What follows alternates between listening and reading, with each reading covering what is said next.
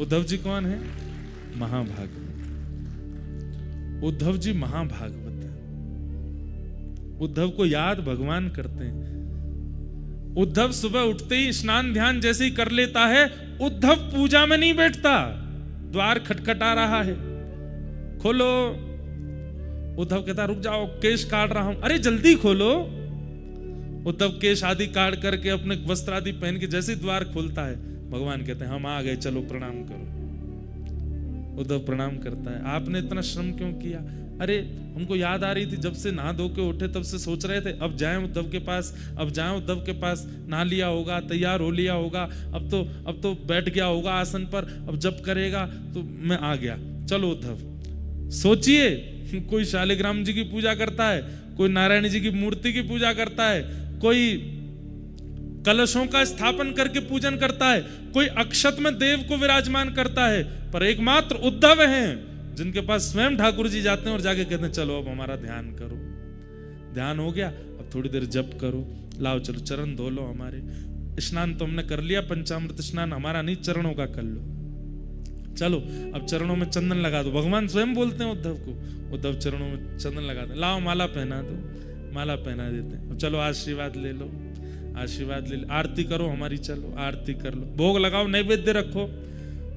उद्धव के नैवेद्य ठाकुर जी पा लेते हैं। अब ये भोग हो गया, पालो, पा लिया, चलो हो गई पूजा संपन्न। बोले जी चलो अब चलते हैं आगे। ये नियम है, क्रम है रोज उद्धव का। रोज ठाकुर जी जाते हैं अपनी पूजा कराने उससे। इतना प्रिय है ठाकुर जी को। ऐसा कौन सा लक्षण है, ऐसा कौन सा गुण है उद्धव में जो कि वो ठाकुर जी को इतना प्रिय है? उन्हीं लक्षणों का वर्णन यहां पर उद्धव जी के पहचान में नवयोगेश्वर संवाद में राजा निमि को बताते हुए योगेश्वरों ने बताया। महाभागवत के लक्षण क्या है? अगर ये आ सकें तो इनको लाने का प्रयास कीजिएगा। महाभागवत का प्रथम लक्षण, सर्वभूतेषु यः पश्येत् भगवद् भावमात्मनः भूतानि भगवत्यात्मन् एष भागवतोत्तमः। भले ही प्रकट रूप में प्रस्तुत नहीं करता, लेकिन उसका हृदय ऐसा ही है। कैसा? सर्वभूतेषु यः पश्येत् भगवद् भावमात्मनः। आंखों के आगे दिखने वाली हर वस्तु में यह विश्वास करता है इसमें भगवान है। ध्यान से सुनिएगा, इधर देखिए सब लोग। आंखों के आगे दिखने वाली हर वस्तु में क्या विश्वास रखता है? इसमें भगवान है। आप लोग यहां से दर्शन करने के लिए जाइए बद्री विशाल भगवान का। हम महाभागवत क्यों नहीं है? क्योंकि हम चलते फिरते यही सोचते हुए जाएंगे बद्री विशाल भगवान तो वहां है। गंगा जी पार करके जो मंदिर है उसके अंदर जाएंगे और फिर वहां पुजारी बैठे होंगे, वहीं हैं। यहां से वहां तक जितना सब कुछ हमारे सामने आया, उनमें भगवत दृष्टि हमारी नहीं हो सकती। हम इस बात को मानते जरूर हैं, जानते जरूर हैं, लेकिन इस बात को विश्वास नहीं करते कि ठाकुर जी सब जगह हैं। पर महाभागवत क्या है? बोले सब में ये विश्वास कर लेता है, इसमें परमात्मा है। मतलब उद्धव जी महाराज अगर कथा पंडाल से बद्रीनाथ भगवान का दर्शन करने जाएंगे तो आंखों के आगे दिखने वाले हर व्यक्ति को, हर धातु को, हर पुरुष को, हर स्थिति को, हर वस्तु को प्रणाम करते हुए चलेंगे। बोले क्यों? सब परमात्मा है, सब भगवान है। पहली बात, सर्वभूतेषु यः पश्येत् भगवद् भावमात्मनः। वो सबको देखेगा और सब में भगवान का स्मरण करेगा। सब में परमात्मा है। और जब परमात्मा प्रत्यक्ष सामने होंगे और जब उनका दर्शन करेगा तो क्या भाव रखेगा? बोले सब इन्हीं में ही हैं। मतलब सब में वे हैं और वे जब सामने आ जाएं तो सब इनमें हैं। ये दो स्थिति रखता है महाभागवत। समझ में आई बात? बद्री विशाल भगवान को दर्शन से पहले जो दिख गया सब में परमात्मा, और जब बद्री विशाल भगवान दिखे तो क्या? सब इनमें। ये दो स्थिति जिसकी है उसको क्या कहते हैं? महाभागवत। ये दो लक्षण। और कैसा होता है महाभागवत? महाभागवत और कैसा होता है? न काम कर्म बीजाना यस्य चेतसि संभव वासुदेवैकनिलय स वै भागवतोत्तम। वाह, बहुत सुंदर परिभाषा। क्या कह रहे हैं? न काम कर्म बीजाना, उनके चित्त में कोई कामना कभी प्रकट ही नहीं होती। जैसे हमारी इच्छाएं प्रकट होती हैं, कामनाएं प्रकट होती हैं, महाभागवत के चित्त में कोई कामना नहीं है। तो बोले फिर कैसे जीता है वो? जैसे राखो तैसे रहूं, मैं अपने मन से कुछ नहीं सोचूंगा। मारा गिरधर लाल थारो नचायो नाचूं रे, मारा गिरधर लाल थारो नचायो नाचूं। जो तू तन को रोग लगावे सोई झपट सो जाऊं। जो तू तन को रोग लगावे सोई झपट सो जाऊं। मतलब अगर बुखार आ गया सुनो, करना नहीं आप लोग ऐसा। हाँ, बुखार आ गया तो औषधि भी नहीं लेंगे। हे नाथ, बुखार आ गया, आपने बुखार दिया है, अब जब आप चाहोगे तभी ठीक होऊंगा। मैं कोई प्रयास नहीं करूंगा। मेरे अंदर कामना है ही नहीं ठीक होने की। मेरे अंदर कामना बीमार होने की भी नहीं है, ठीक होने की भी नहीं है, स्वस्थ होने की भी नहीं है। आप चाहोगे तो मैं स्वस्थ हो जाऊंगा। जो तू तन को रोग लगावे सोई झपट सो जाऊं। जो तू काल रूप बने आवे, जो तू काल रूप बने आवे, मैं लपक गोद में मारा गिरधर लाल थारो नचायो नाचूं रे, मारा गिरधर लाल थारो नचायो। अगर ठाकुर जी आप मृत्यु बन करके आ गए, एक सेकंड भी विचार नहीं करूंगा मैं, उसी समय सब छोड़ के आपको अंग से भर लूंगा और कहूंगा नाथ ले चलो अपने साथ। मेरी कोई कामना ही नहीं है। इसे क्या कहते हैं? महाभागवत। सुनना सुन ही लीजिए, बनना बहुत कठिन है। उद्धव जी यही है। मतलब पूरा दिन निकल गया, कुछ नहीं पाया उद्धव जी ने। संध्या होते होते ठाकुर जी, और उद्धव ठीक हो? हाँ। कुछ खाया सुबह से? नहीं। तो क्यों? आपने खिलाया ही नहीं। तो भगवान को याद आती है, अरे ये तो महाभागवत है, खाएगा ही नहीं जब तक मैं नहीं खिलाऊं। आओ बैठो इधर। फिर ठाकुर जी उसको पवाते हैं, खा लेता है। मतलब देंगे ठाकुर जी तो स्वीकार है, नहीं देंगे तो कामना नहीं है उसकी। न कर्म न काम कर्म बीजानाम, कोई इच्छा नहीं है। न काम कर्म बीजानाम यस्य चेतसि संभव।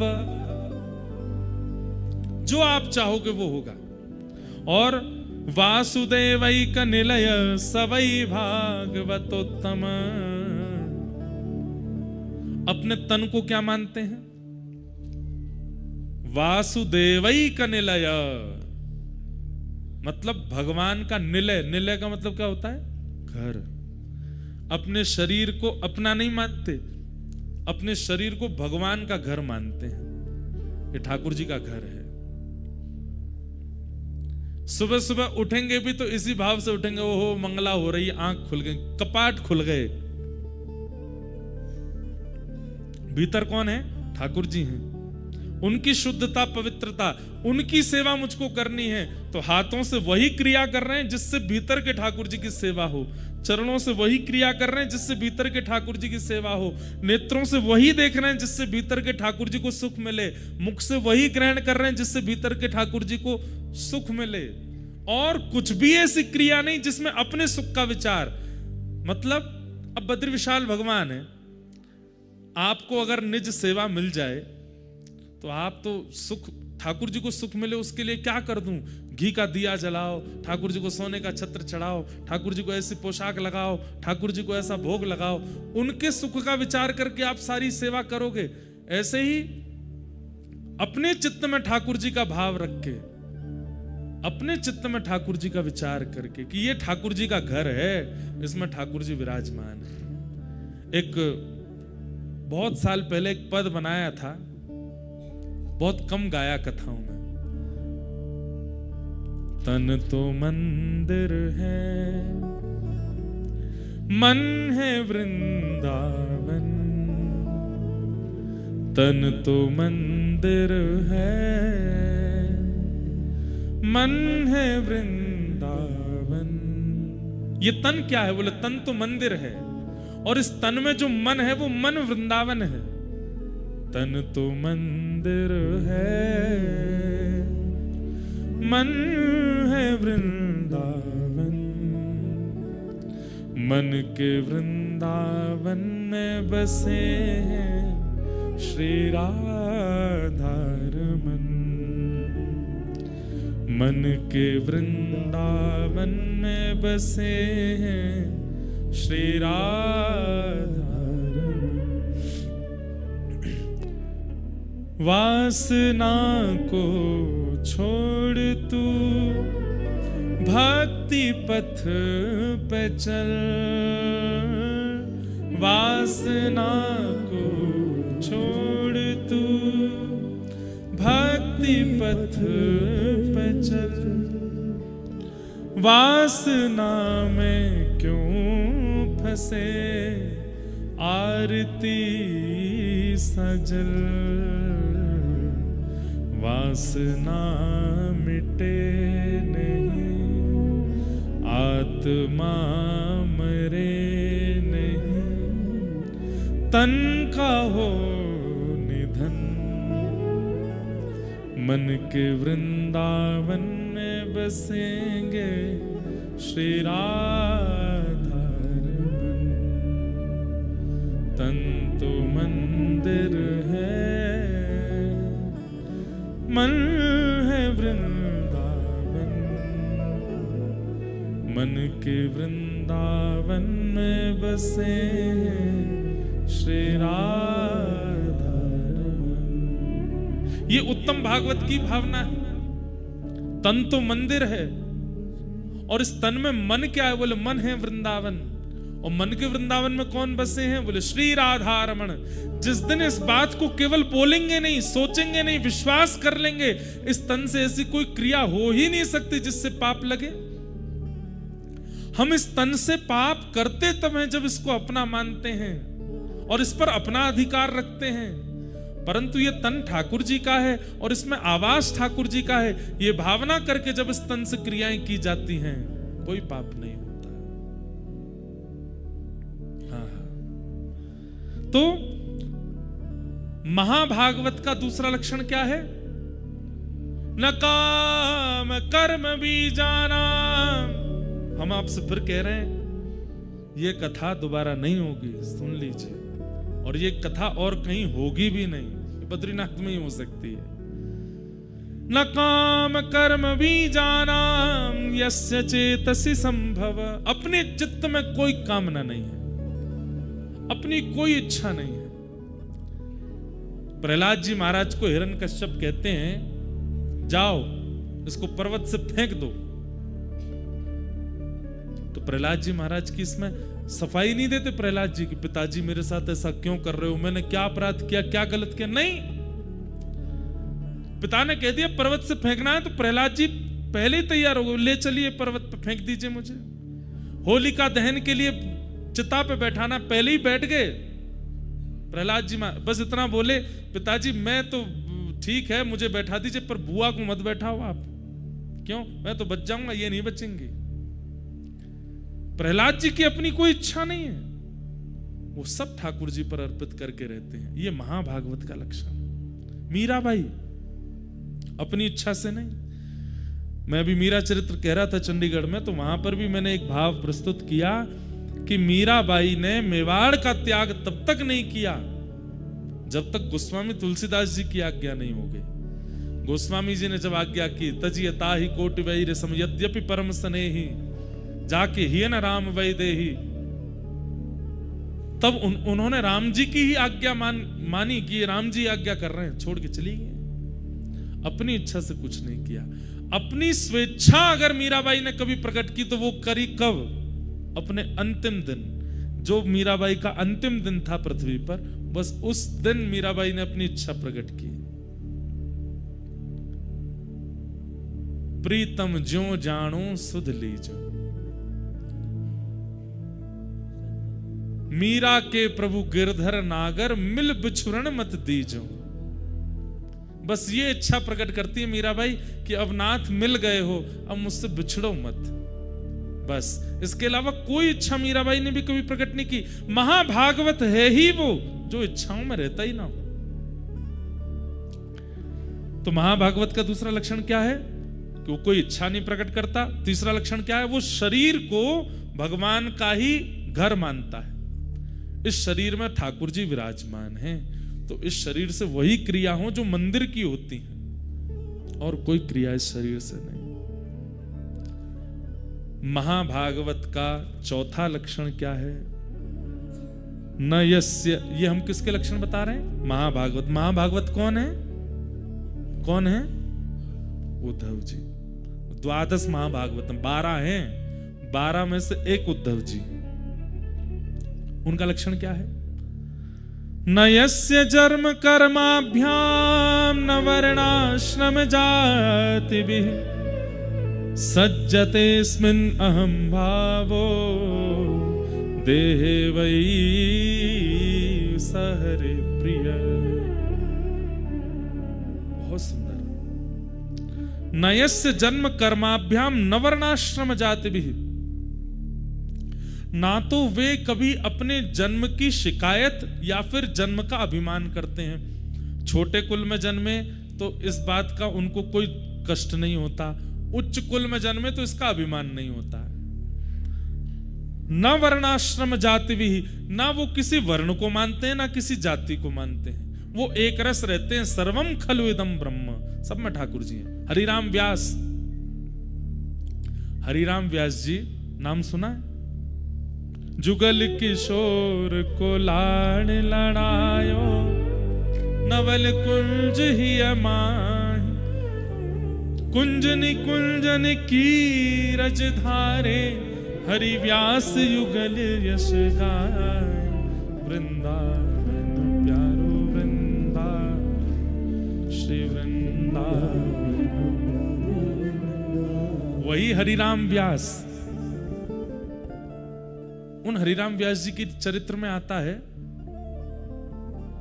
बहुत सुंदर पद है कि सब छोड़ करके ओरछा से वृंदावन आ गए, तो उनके परिवार के लोग उनको ढूंढते ढूंढते आए वृंदावन। और जैसे ही वृंदावन आए तो हरिराम व्यास जी तो घबरा गए, बोले मुझे घर वर नहीं जाना, अब मैं तो यहीं रहूंगा। लेकिन परिवार के लोग माने नहीं। तो हरिराम व्यास जी बोले, परिवार कब तक हमको हमारे पीछे पड़ रहा है? जब तक इनको ये लग रहा है कि मैं इनके लायक हूं। जैसे इनको ये पता चलेगा कि मैं इनके किसी काम का नहीं हूं, ये अपने आप छोड़ के चले जाएंगे मुझे। उसके लिए क्या करना पड़ेगा? तो पागलों की सी हरकत करने लगे हरिराम व्यास जी। और कैसे रहने लगे वृंदावन में? मुख पर कालीत पोत के काजल लगा लिया पूरे मुंह पे, यहाँ पे मोर पंख फंसा लिया कान के ऊपर, और महाराज डोल रहे हैं। ऐसे ही डोलते डोलते घर वाले लोग इधर उधर पूछें, हरिराम व्यास कहाँ हैं? हमारे परिवार के वो बड़े हैं, वो कहाँ हैं? कहाँ हैं? किसी ने कहा दो वो घूम रहे हरिराम व्यास जी। जैसे ही देखा तो ये तो काजल लगाए घूम रहे मुंह पे। अजीब सी स्थिति। घर वाले बोले ये कैसे कालीत लगाए घूम रहे हैं? तो किसी ने जाके कहा कि व्यास जी मुंह पे काजल लगाए क्या घूम रहे हो? तो हरिराम व्यास जी बोले, जिसको व्रज छोड़ने की स्थिति आ जाए उसको तो मुंह काला ही कर लेना चाहिए। हम यहां व्रज रहने के लिए आए, पर ये हमारे परिवार वाले पीछा नहीं छोड़ रहे हैं, हमको वापस ले जा करके मानेंगे, तो अगर वृंदावन से जाने की स्थिति बन जाए तो मुंह तो काला कर लेना ही चाहिए। ये सबसे बड़ी अपमान की बात है हमारे देह के लिए कि वृंदावन प्राप्त होकर के भी छोड़ना पड़ रहा है। घर वाले लोग बोले, भैया ये तो बड़ी पागलों की सी स्थिति करते हैं। चले गए, कुछ दिन बाद फिर लौट के आए तो किसी ने बताया, बोले व्यास जी आपके घर वाले फिर आ गए। तो हरिराम व्यास जी फिर एक हरकत करने लगे। क्या करें? आंखों के आगे दिखने वाले हर पेड़ को अपने हृदय से, चाचा जी कैसे हो? दूसरे पेड़ को हृदय, अरे मेरे ताऊ जी तुमने ही तो सर्वस्व दिया, अरे तुम तो मेरी बहन हो। मतलब वृंदावन के रूख हमारे माता पिता गुरु बंधु। बोले मेरे असली परिवार तो यही है। परिवार के किसी ने कहा, कैसे हो गए असली परिवार? बोले क्यों? धूप पड़ती है, तुम छाया नहीं दे सकते, लेंटर लगवाना पड़ता पैसा खर्च करके, पर धूप पड़ती है छाया देते हैं। ये मेरे ताऊ जी हैं। ऐसे बड़े बुजुर्ग घर में होने चाहिए जो ऊपर छाया दें। ये मेरी बहन है। बोले क्यों? भूख लगती है मुझे भोजन देती है, फल देती है। वृंदावन के रूख हमारे माता पिता गुरु बंधु। इस प्रकार पूरे वृंदावन में घूमने लगे। अब तो महाराज घर वाले लोगों को लगा, बोले ये तो पूर्ण रूपेण पागल हो गए, थोड़े बहुत भी नहीं, हमारे किसी काम के नहीं है।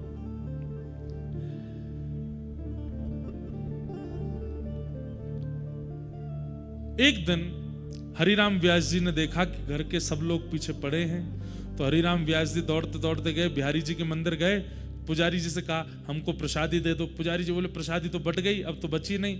तो वहीं पर एक झाड़ू लगाने वाली मेहतरानी बैठी थी, पूरे नालियों को साफ करके आई थी, उसको प्रसादी मिली थी, वो बैठ के खा रही थी। हरिराम व्यास जी उसके सामने हाथ पसार के बोले, थोड़ी सी हमको दो इसमें से।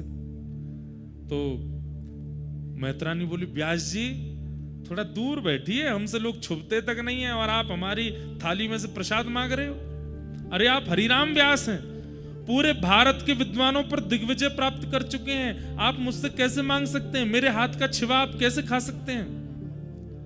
हरिराम व्यास जी बोले देख, मैं व्यास तू मेहतरानी, लेकिन चाहे तेरे हाथ में जाए चाहे मेरे हाथ में जाए, प्रसाद अपनी जाति नहीं बदलता। प्रसाद प्रसाद ही रहता है। प्रसाद बिहारी जी का ही रहेगा, प्रसाद पकौड़ी ही रहेगा, प्रसाद कड़ी ही रहेगा। तो मैं और तू ठाकुर जी के प्रसाद को लेके जाति में क्यों विभाजित हो जाते? चल जल्दी दे दे। ये बात सुन के मेहतरानी ने अपने हाथ की प्रसादी दे दी, और जैसी प्रसादी खाई महाराज, व्यास मिठाई विप्र की तामे लागे आग, वृंदावन की स्वपच की झूठन खाइए माग। बोले भैया कोई बड़ा विप्र अगर आपको मिठाई खवा रहा हो तो वहां में आग लगाए दो, लेकिन वृंदावन का एक स्वपच व्यक्ति भी अगर अपनी झूठन दे रहा हो तो उसको खाने में भी कोई लज्जा मत करो। आहा, एक पद और है, मुझे मिल नहीं रहा है। वृंदावन के हरिराम व्यास जी कहते हैं कि बड़ी बड़ी पोथियां, हुआ क्या कि जैसे ही मेहतरानी के हाथ से पकौड़ी खाई इन्होंने, तो घर परिवार के लोग बोले काजल लगा के घूम रहे थे तब हमको इतना कष्ट नहीं हुआ, ये वृक्षों से गले मिलते घूम रहे थे तब हमको इतना। पर ये बताओ, झाड़ू लगाए हाथ में बैठी है, नाली साफ करके आई है, उसके हाथ से जो है पकौड़ी खा गए। घर वाले लोगों ने कहा अब व्यास जी से हमारा कोई संबंध नहीं, भैया ये पागल हो चुके हैं, हमारे लायक नहीं। तो हरिराम व्यास जी बोले बताओ, बड़े बड़े वेद मंत्र घर नहीं छुड़वा पाए, बड़े बड़े उपनिषद घर नहीं छुड़वा पाए, एक मेहतरानी की पकौड़ी ने छुड़वा दी, एक मेहतरानी के हाथ की पकौड़ी ने घर छुड़वा दिया। ऐसे हरिराम व्यास। तो ये महाभागवतों के लक्षण है। कैसे भैया देखो, एक बात बोलूं, मैं व्यास मंच से बोल रहा हूं, कई बार अगर मेरे पास वाला भी इस ऐसी हरकत करेगा ना तो हो सकता है मेरी भी दोष दृष्टि हो जाए, भाई ऐसे कैसे खा रहा है। परंतु ये नहीं है, हम अभी महाभागवत हुए नहीं है, इसलिए हमारे अंदर दोष आता है। महाभागवतों में दोष नहीं होता। जगन्नाथपुरी में नियम है, अगर मैं महाप्रसाद पा रहा हूं और आपको कहीं पत्तल नहीं मिली है तो आप आकर के मेरी पत्तल में खा सकते हैं, मैं आपको उठा नहीं सकता। ना आपसे मेरी जान है, ना पहचान है, ना आपकी जाति पता, ना नाम पता। अगर आप मेरी पत्तल के सामने आके बैठ गए और मेरे ही महाप्रसाद में से लेकर के खाने लगे तो महाप्रसाद का नियम कहता है कि आप उससे नाम भी नहीं पूछेंगे उसका और उसको खाने देंगे। स्कंद पुराण में श्री वेदव्यास जी महाराज कहते हैं केवल मानव नहीं, आप प्रसाद पा रहे हैं महाप्रसाद, और उतने में कोई कुकर सूकर या फिर बिल्ली आ गई और उसने आकर के अपनी जीभ से आपके महाप्रसाद को चाटना शुरू कर दिया, आप उसको भी नहीं भगा सकते। ये महाप्रसाद की महिमा है। इसलिए श्री जगन्नाथपुरी में यह स्थिति लागू है आज भी।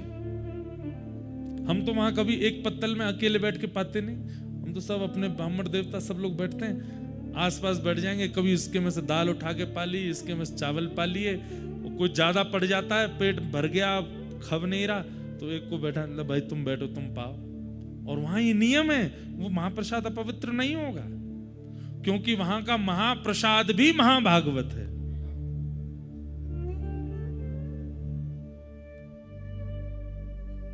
भाई मानव हो तो जातियों में रहना पड़ेगा, लेकिन महाभागवत हो गए हो तो अपने आप सब निकल जाएगा चित्त से। पर बिना महाभागवत हुए भी अगर आज जाति आदियों के ये सब नियम नहीं मान्य तो फिर उसमें भी दोष लगेगा। चित्त में महाभागवत स्थिति होनी चाहिए। न यस्य जन्म कर्माभ्याम न वर्णाश्रम जात भी सज्जतेस्मिन् अहम भावो देहे वही सहरि प्रिय। जिसका चित्त इस प्रकार का निर्माण हो चुका है और इस प्रकार के नियमों से जो व्यक्ति रहता है, सहरि प्रिय, वो हरि को प्रिय है, ठाकुर जी को प्रिय है। और हरि प्रिय जो वही तो महाभागवत है। महाभागवत का छठवां लक्षण क्या है? न यस्य स्वपर इति वित्ते स्वात्मनि वाभिदा सर्वभूत समशांत स वै भागवतोत्तम। न यस्य स्व पर इति, ये मेरा है, ये तेरा है, ये तेरा है, ये उसका है, ये इसका है, ये भावना है नहीं। सवई भूमि गोपाल की, सब ठाकुर जी का है। ये चित्त में जिसकी स्थिति रहती है वो महाभागवत है। सवई भूमि गोपाल की, सब ठाकुर जी का है। मैं भी ठाकुर जी का हूं, आप भी ठाकुर जी के हो, ये सब स्थितियां ठाकुर जी की हैं। न मेरा न तेरा न स्व पर इति, इस भाव में जो रहता है वो भगवान को अति प्रिय है। हाँ, कई लोग ऐसा होता है कि इस भाव को चित्त में धारण करके फिर लड़ने और पहुंच जाते हैं। सब भगवान का है, तुम कैसे अधिकार जमा सकते हो? सारी भूमि भगवान की है, पर्वत भगवान के हैं, नदियां भगवान की हैं, कथा भगवान की है, तुम कैसे अधिकार? ये भी महाभागवत का लक्षण नहीं है। मैंने कहा ना, वो अपनी प्रकट स्थिति में उस भाव को प्रकट नहीं करेगा, पर चित्त से ऐसा ही है जो मैंने बताया।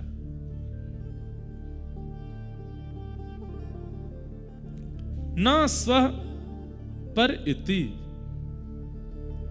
ना अपनी स्थिति रखता है, ना किसी पराये का भाव रखता है, सब ठाकुर जी का है। इस भाव में जो रहे वो महाभागवत है। और महाभागवत का मतलब क्या है? जिनका सुमिरन हरि करें।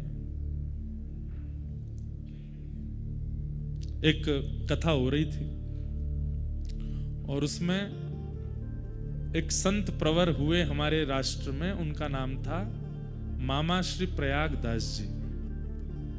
ये श्री सीता जी को अपना बहन मानते थे। इनकी कोई बहन नहीं थी। बाल्यकाल में इनका एक मित्र एक दिन कहीं जा रहा था। इन्होंने मित्र से पूछा, कहाँ जा रहे हो? बोले, मैं अपनी बहन के पास जा रहा हूँ। बोले, बहन क्या होती है? बोले कि मैं एक ही माता पिता के एक मैं पुत्र हूं, एक मेरी बहन भी है। अच्छा, तो मेरी बहन कौन है? बोले अपने माता पिता से पूछो। अपने माता पिता के पास जाकर के रोने लगे, मेरी बहन कौन है, मेरी बहन। अब इनकी बहन तो थी नहीं, तो माता जी ने कह दिया सिया जी तेरी बहन है। तो मामा प्रयागदास जी बोले सिया जी कहाँ हैं? बोले उनकी शादी हो गई। तो कहाँ रहती हैं? बोले अयोध्या जी में रहती हैं। अच्छा, मेरे जीजा जी कौन है? बोले जीजा जी तुम्हारे राम जी। इतना अखंड विश्वास कर लिया इस बात पर, अब तो मां के पीछे पड़ गए, मैं बहन के घर जाऊंगा। तो बोले चला जा अयोध्या। बोले बहन के घर खाली हाथ नहीं जाते, खीर बना के दो। मैया से खीर बनवा के ले गए और अयोध्या में जाकर के सबसे ये नहीं पूछे सिया जी कहाँ हैं, बोले मेरी बहन कहाँ है। अब सब लोग बोले तुम्हारी बहन, हमको क्या पता कहाँ है, कोई नाम पता है? वो नाम पता तो नहीं, बस बहन का नाम, जीजा जी का नाम पता। बोले क्या नाम है? बोले बहन है सीता जी, जीजा जी है राम जी। संत जनों के नेत्र सजल हो जाते। वाह, अच्छा तुम्हारी बहन है? बोले हाँ, मेरी माँ ने कहा उनका ब्याह हो गया, मेरे को याद ही नहीं वो कैसी दिखती हैं, मैं देखने आया हूं उनको।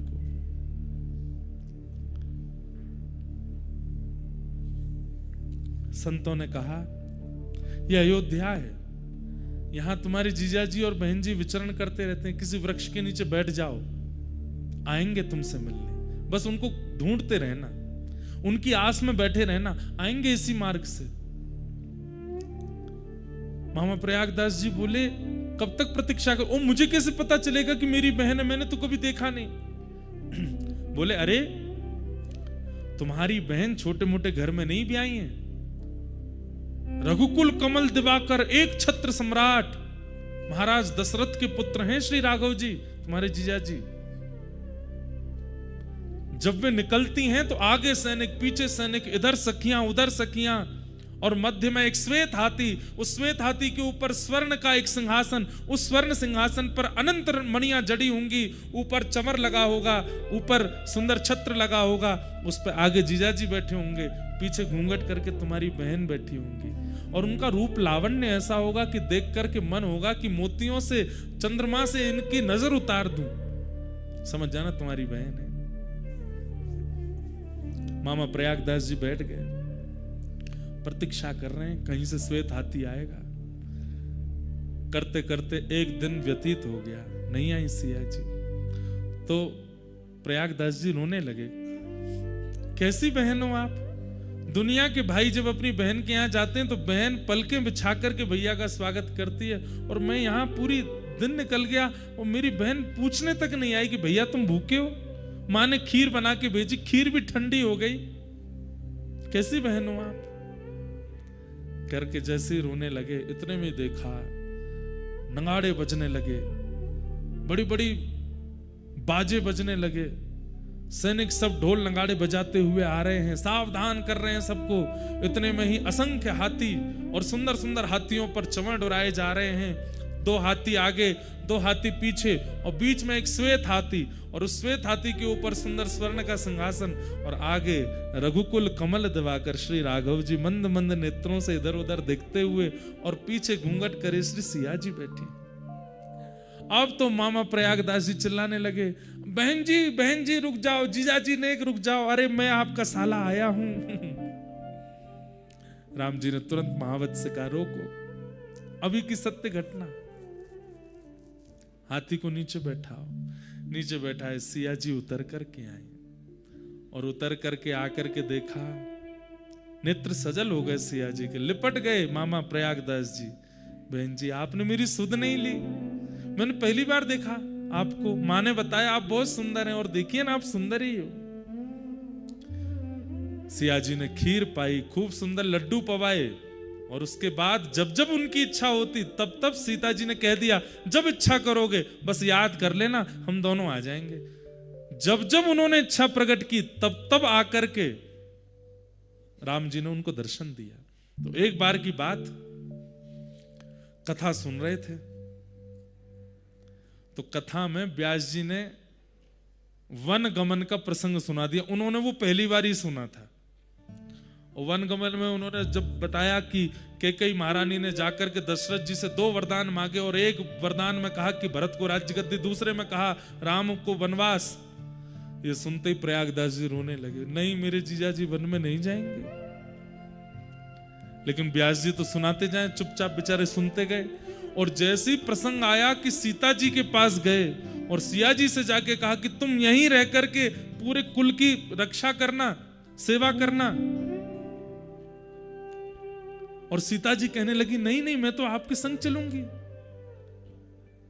सीता जी कहने लगी मैं आपके संग चलूंगी। तो प्रयागदास जी तो इतने फूट फूट के रोए। और जैसे ही सुना कि रथ में आरूढ़ होकर के राम जी और सिया जी अयोध्या छोड़ के वन चले गए, मूर्छित हो गए वहीं पे। हाँ नाथ, हाँ नाथ, हाँ नाथ, हाँ नाथ कहते कहते रोने लगे। लोग बाग सब में हड़कंप मच गया, सब श्रोताजन उठ गए। अरे व्यास जी कोई बेहोश हो गया। बोले पानी डालो। जैसे तैसे होश में आए, आंखें लाल और नेत्रों से अविरल अश्रुधार, पूरा शरीर कांप रहा है। दौड़ करके व्यास जी के पास गए। बोले मेरे भैया और मेरी बहन और मेरे जीजा जी कौन से वन में गए थे? बोले चित्रकूट के वन में गए।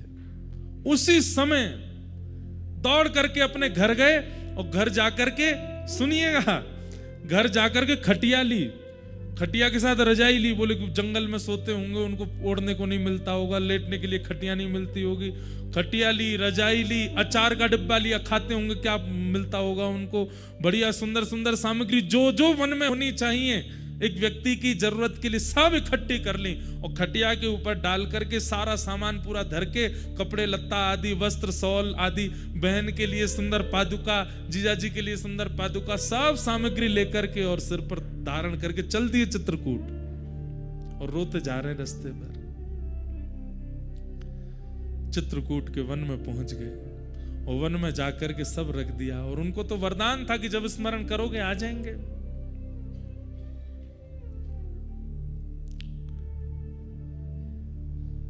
स्मरण किया, कहां है बहन जी, कहां हो? हे सीता बहिना कहां हो? हे राघव जीजा जी कहां हो? हे हमारे पहुना आप कहां हो? ऐसे चीख चीख के पुकारने लगे। इतने में ही सीता जी बोली अरे देखो प्रयागदास जी ने कहीं से हमारा वनवास सुन लिया है, अभी जाके वन में ढूंढ रहे हैं। सीता जी इतने में प्रकट हो गई, राम जी प्रकट हो गए, तुरंत चरणों में लिपट गए। बोले कि अरे आप तो कृपा करो, आप वन में क्या कर रहे हैं? आप वन में क्यों घूम रहे हैं? सिया जी बोली नहीं नहीं नहीं, वो 14 वर्ष का वनवास हुआ था, पर 14 मिनट ही हम लोग वन में रहे। उसके बाद दशरथ जी हमको वापस ले आए और फिर जनक जी भी ले आए और सब ला करके हमको राजमहल में बिठा दिया। अब वनवास नहीं है, वो तो हो गया पूरा। 14 मिनट के लिए गए थे भैया, कर करा के आ गए वापस। आप चिंता मत करो बिल्कुल भी। प्रयागदास जी बोले मैं तो आपके लिए खटिया लेके आया, रजाई लेके आया, सब सामान लेकर के आया कि आप कहीं वन में होंगे, आपको कष्ट नहीं हो।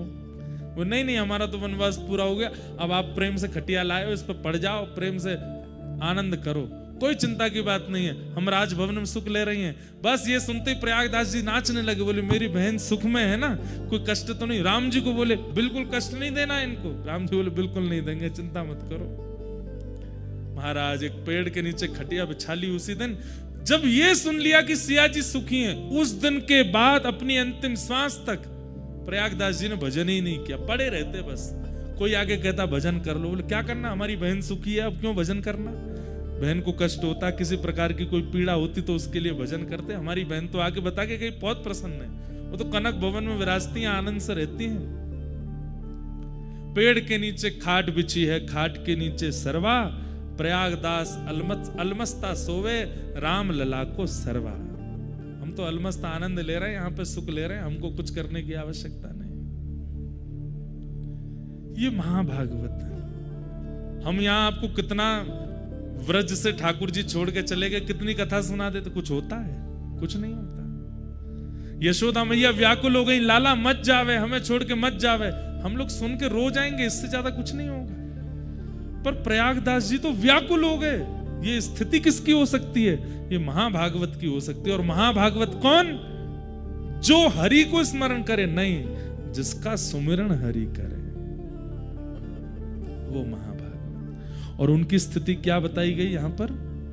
नयस्य स्व पर इति, जो अपने पराये का भेद नहीं रखता, सब ठाकुर जी का है, सब स्थिति ठाकुर जी की है, सब भाव ठाकुर जी के हैं, सब कथा ठाकुर जी की है। ऐसे महाभागवत हैं कौन? श्री उद्धव जी महाराज। वो उद्धव यहां पर विराजमान है। महाभागवतों के लक्षण, ऐसे महाभागवत हैं श्री उद्धव जी। तो ऐसे उद्धव जी को भगवान ने बद्रिकाश्रम भेजा है। अब यदुवंशियों को शाप लग चुका है। यहां से कथा सुनिए, हम थोड़ा सा उद्धव कृष्ण संवाद में प्रवेश करके फिर आज के प्रसंग को विराम देंगे। यदुवंशियों को शाप लग चुका है, और आपको जानकर के आश्चर्य होगा कि यदुवंशियों को शाप किस दिन लगा? जन्माष्टमी के दिन। ठाकुर जी का जन्मदिन था उस दिन, और पूरे देवी देवता सब भगवान को प्रणाम करने के लिए आए थे। भगवान को प्रणाम करते हुए सब देवताओं ने भगवान को वंदन किया। नतास्मते नाथ पदारविंदम बुद्धिन्द्रिय प्राण मनोवचो भी यद्यत्यतेऽन्तर्हृदि भावयुक्ते मुमुक्षुभिः कर्मयोरुपपाशा। देवताओं ने आकर के भगवान को प्रणाम किया, और प्रणाम करते हुए सब देवता भगवान को वंदन करने लगे। आपके चरण कमलों की महिमा, आपके मुखमंडल की महिमा, आपकी बुद्धि की महिमा, आपके स्वभाव की महिमा, सब महिमा गाने लगे। भगवान थोड़ी देर महिमा सुनते सुनते बोले, मूल बात पे आओ, बात क्या है, इतना महिमा मंडन क्यों कर रहे हो? सब देवताओं ने कहा, भगवान भूमेर भारावताराय पुरो विज्ञापितः प्रभो।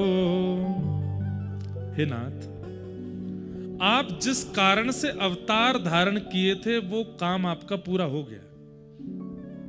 भगवान के अवतार के कारण क्या है? पहला कारण धर्म संस्थापनार्थाय, धर्म की स्थापना। दूसरा कारण क्या है? वैष्णव संत और भक्तों को दर्शन, वो भी पूर्ण हो गया। तीसरा कारण क्या है? राक्षस दुष्ट और दैत्यों का वध, ये भगवान का कारण है आगमन का। देवताओं ने जाकर के कहा कि नाथ, आपका अब कारण पूरा हो चुका है, अब आप वापस वैकुंठ चलो, अपनी लीला पूरी कर दीजिए। और आज तो यदुवंशियों को शाप भी लग गया है, अब नाथ आपको वापस चलना चाहिए। देवताओं की बात सुनकर के भगवान थोड़े गंभीर हो गए, और गंभीर होकर के बोले, मैं अगर चला गया तो मेरे भक्त कहां जाएंगे? मैं अगर चला गया तो मेरे आश्रय में जीने वाले ये सब लोगों का कल्याण कैसे होगा? मैं अगर चला गया तो इस पृथ्वी की रक्षा कौन करेगा? धर्म की स्थापना जो मैंने करी है वो कैसे पूर्ण होगी? तब देवता जन भगवान से कह रहे हैं कि हे नाथ, आपने जितने भी लीलाएं की हैं, उन लीलाओं का श्रवण, कथन, पठन और विचार अब यही मानवों का कल्याण करेगा। आपकी उपस्थिति आवश्यक नहीं है अब मानव कल्याण के लिए। आपकी लीला का अनुसरण और आपकी लीला का चिंतन, कथा का श्रवण, उसी से ही मानव का कल्याण हो जाएगा। कृपा करके अब तो आप चलिए। तब भगवान ने मन में विचार किया, और यहां पर स्पष्ट ब्रह्मा जी कहते हैं कि भगवान कितने वर्ष के हो गए आज जन्माष्टमी है, तो यहां लिखा है सारस्वतम व्यतीयाय पंचविंशाधिकम प्रभो। बोले कितने वर्ष के हो गए आज ठाकुर जी? बोले 125 वर्ष के हुए। उद्धव कृष्ण संवाद जन्माष्टमी को ही प्रारंभ हुआ है और 125 वर्ष की आयु में ठाकुर जी ने उद्धव को ये ज्ञान उपदेश दिया है। महाभारत का युद्ध बताते हैं, उस समय ठाकुर जी 80 या 90 के मध्य में थे, लेकिन भगवान की आयु सुनकर के आप किसी भी रूप में भगवान की वृद्धावस्था का अनुभव मत कीजिएगा। ठाकुर जी वृद्ध नहीं है, ठाकुर जी 125 वर्ष के हैं। भगवान का पुत्र प्रद्युम्न 80 वर्ष का है, भगवान का परपुत्र 50 वर्ष का है। लेकिन जब एक साथ भगवान, पुत्र और परपुत्र तीनों खड़े हो जाते हैं तो भगवान लगते हैं बालक। 16 वर्ष के बालक कैसे? भगवान की अवस्था 16 वर्ष की रहती है। रेशे नहीं आते ठाकुर जी को, हमारी तो दाढ़ी मूछ भी आ जाती है। ठाकुर जी को वो जो प्रारंभिक रोए होते हैं ना, जो 13-14 वर्ष के बालकों के आ जाते हैं, वह भी प्रकट नहीं होते ठाकुर जी के। तो भगवान की आयु 125 वर्ष है, पर शरीर पर कोई भी भाव ऐसा नहीं है कि कमर झुक गई हो, लंगड़ा के चल, कुछ नहीं। 16 वर्ष के लाला की तरह उछल कूद करते घूमते हैं सब जगह। एक बाल भी श्वेत नहीं है ठाकुर जी का। काल का प्रभाव नहीं होता। तो आज भगवान 125 वर्ष के हो गए और उस समय देवताओं ने आकर के भगवान से प्रार्थना की कि नाथ अब चलिए। भगवान बोले ठीक है, हम योजना बना करके आते हैं, तुम सब वैकुंठ में व्यवस्था करो। और उसी समय भगवान ने उद्धव को बुलाया और उद्धव से कहा, उद्धव अब लीला संवरण का समय आया है। मैं समस्त यदुवंशियों को लेकर के जाऊंगा और जाकर के सोमनाथ भगवान का यज्ञ कराऊंगा, वहीं इनको शाप लगेगा और धीरे धीरे फिर ये यदुवंशी आपस में लड़ झगड़ करके मरेंगे। लेकिन तुम यहां रहोगे। तुम्हें मैं कुछ ज्ञान उपदेश करना चाहता हूं, वो तुम बहुत ध्यान से सुनो। उद्धव जी के नेत्रों में आंसू भरे हैं। लीला संवरण की बात क्यों कर रहे हैं ठाकुर जी? और जब सब यदुवंशियों को संग ले जा रहे हैं तो मैं भी तो आपका हूं, मुझे भी ले चलिए। मैं आपके साथ क्यों नहीं जा सकता? ठाकुर जी बोले, तुम उत्तराधिकारी हो। किसके? मेरी भक्ति गादी के उत्तराधिकारी हो। मैंने धर्म का उत्तराधिकारी दुनिया को बना दिया, लेकिन मैंने जो भक्ति प्रेम की व्यवस्था की है उसके उत्तराधिकारी तुम हो उद्धव। इसलिए तुम्हारा रहना आवश्यक है। और तुमने कामना की है व्रजमंडल की प्राप्ति की, इसलिए तुम्हें तप करना पड़ेगा। तो इसलिए अब तुम रहोगे यहां पर। क्या आज्ञा है मेरे लिए? तब भगवान प्रथम आज्ञा देते हैं। ध्यान से सुनो, भगवान कह रहे हैं, तम तु सैव परित्यज्य स्नेहं स्वजन बंधुषु मय्या वेशय मन सम्य समुद्रे विचरस्वगा। क्या करो? तम तु सर्वम परित्यज्य, अब तुम सब छोड़ दो। और यहां पर सर्वम के बाद एक शब्द कहा है भगवान ने, और वो शब्द का नाम क्या है? स्नेहम। बोले तुम्हारा सब लोगों से जो स्नेह है उस स्नेह का त्याग कर दो। व्यक्ति का त्याग हम लोग कर देते हैं, लेकिन उसके प्रति जो हमारा स्नेह, इच्छा, ममत्व, उसका हम त्याग नहीं कर पाते। और एक और बात सुनिए, अहमता ममता अलग बात होती है। श्रीमद् भागवत जी के प्रारंभ में अहमत्व और ममत्व के त्याग की बात आती है, लेकिन आज ठाकुर जी ने भागवत जी के विश्राम में एक शब्द और कहा है। क्या? स्नेहम परित्यज्य। सब लोगों को छोड़ना बड़ी बात नहीं है, अब आप छोड़ छाड़ करके बद्रीनाथ आ गए, पर चिंता लगी भैया घर में क्या हो रहा होगा, वो क्या कर रहे होंगे, वो कैसे कर रहे होंगे, अब क्या हो रहा होगा, कहीं ऐसे खराब तो नहीं कर दिया होगा। फिर फोन लगा, अब तो नेटवर्क आने लगे। हम तो उस काल में बद्रीनाथ आए जब यहाँ पे घूमना पड़ता था, तब कोई आके बोलता था सुनो कहाँ, हेलीपैड के पास जाओ, वहां नेटवर्क है। वहां जाके फोन लगा रहे हैं घर वाले, हाँ ठीक हो, सब ठीक है। 3 दिन से घर वाले रो रहे हैं, क्यों, कोई अते पते ही नहीं है, गया है। 3 दिन बाद फोन लगा तो पता चली कि हाँ ठीक है, जीवित है। ऐसी स्थिति थी बद्रीनाथ की।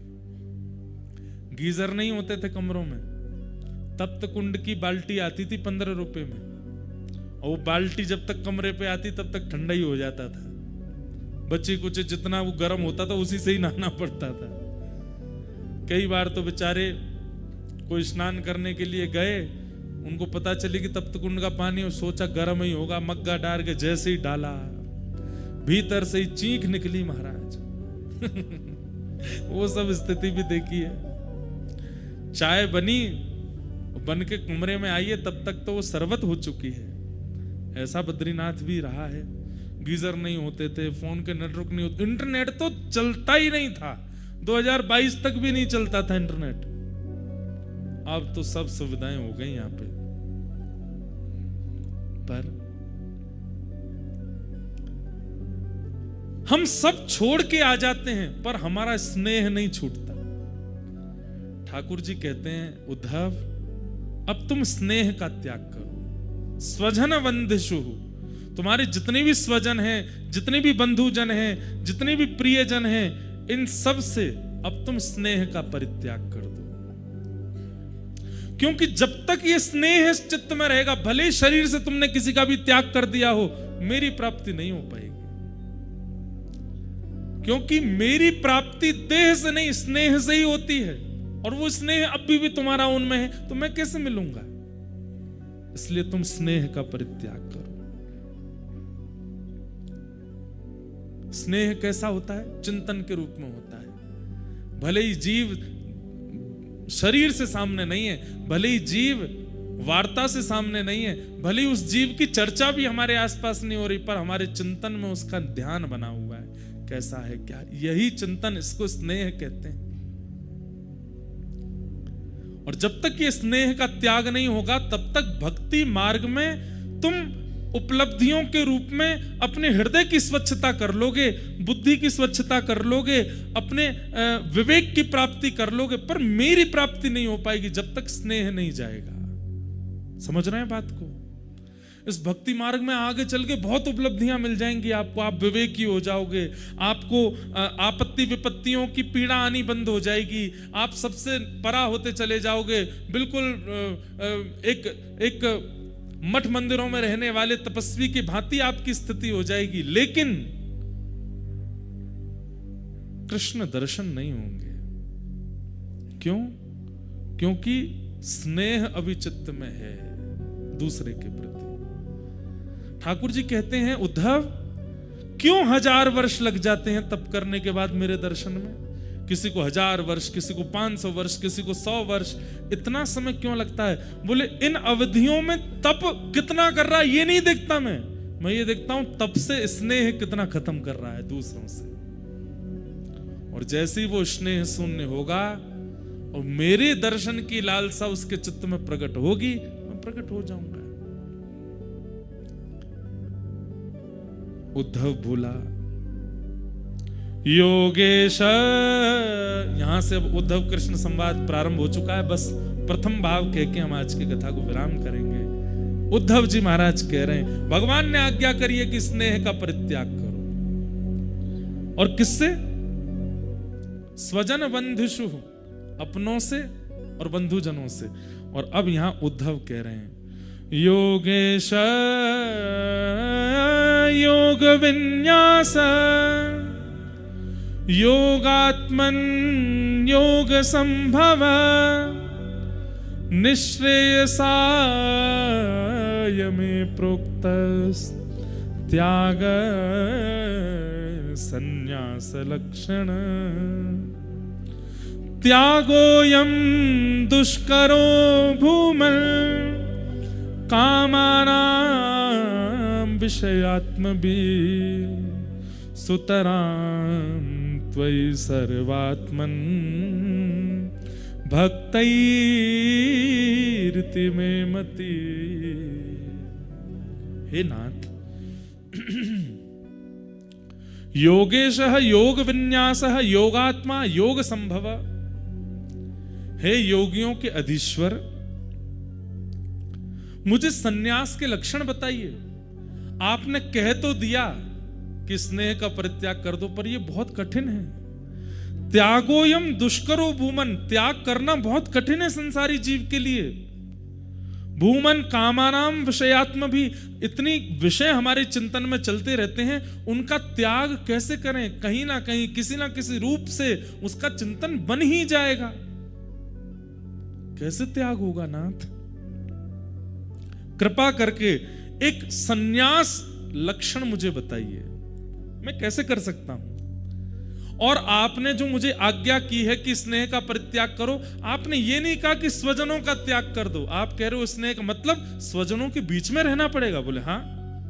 बोले शरीर से इन लोगों के बीच में रह के मैं इनसे स्नेह का परित्याग कैसे कर सकता हूं? ये मेरे समझ में नहीं आ रही है नाथ। भगवान बोले ये तो हम कल समझाएंगे 3 बजे से कि कैसे होगा सबके बीच रह के स्नेह का परित्याग। और उसके लिए आपको 3 बजे आना पड़ेगा। आज कई माताओं का करवा चौथ भी है। हमने भैया को पहले किया, आज हम ज्यादा अपना कुठारा घात नहीं चले। बस कुठारा घात थोड़ा ही है, हमारी तो पुष्प सी वाणी है। लेकिन खूब मधुर आनंद आ रहा है। आप सब लोग पधारे हैं, खूब भाव से कथा। हम फिर कह रहे हैं, फिर दोबारा कह रहे हैं, 6 दिन में से अब 5 ही रह गए। ये शायद पुनः कब होंगे ऐसे दिन दोबारा, हमें नहीं पता।